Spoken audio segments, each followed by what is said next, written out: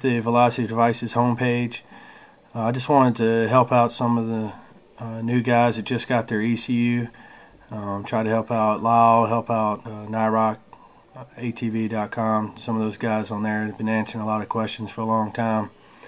I just wanted to kind of do an introductory with this video and then follow up with firmware and then another video for uploading maps and that kind of thing. So this is just an introductory for now.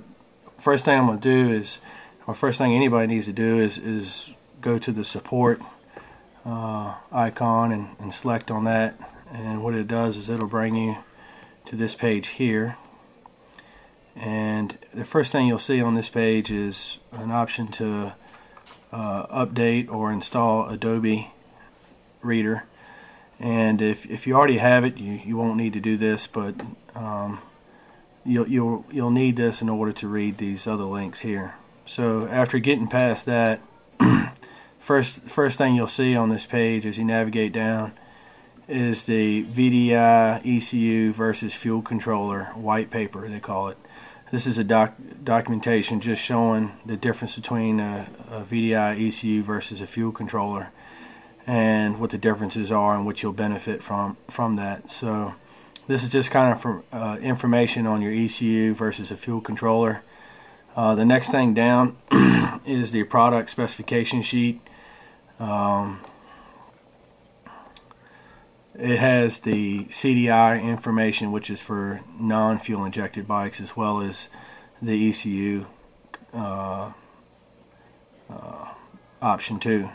And you have your intake air temperature relocation kit specifications, your USB specifications all listed here, and it's just a bunch of specs and stuff on the different components. Really doesn't have anything to do with you installing your software or anything. The next thing down is product installation instructions. This is kind of just showing you how to physically put different parts on your bike, whether it be the ECU, the CDI, the sensor that has to be relocated, or whatever. It also has a little link here for the ignition coil sealing instructions, which is pretty helpful for waterproofing. If you're going to be going in some deep water or some mud or something like that, this would be a good thing to look up. The next thing down on this page is the software application for the CDI, which are these two. And then the next one down, it has two links here for the ECU, and it's really going over like this one here is for the ECU, so that'd be like your King Quad 700, your 750. These are the release notes and known bugs. It's just kind of just showing how Lyle came out with their first version of software for your computer, and then made some corrections and had some new updates along the way, and they're listed here. Here's some of the USB instructions on how to install it. So this is for reading information purposes only. There's no downloading done here, but it's good need to know information.